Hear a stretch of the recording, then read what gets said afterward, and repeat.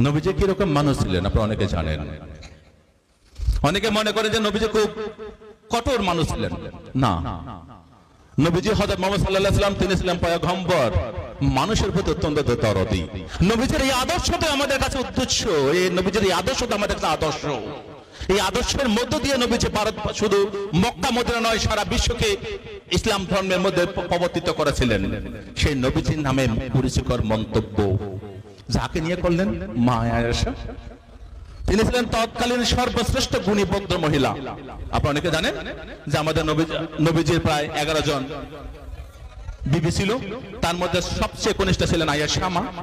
এই আয়েশা ছিলেন সবচেয়ে জ্ঞানী এবং গুরুগম্ভীর ভদ্র মহিলা, যিনি পবিত্র আল কোরআন নবীজির পরে এই ভারত মক্কা মদিনার মধ্যে তিনি আল হাদিসকে তিনি রপ্ত করেছিলেন এবং সেগুলো প্রসার করার দায়িত্ব নিয়েছিলেন সেই মা আয়েশা।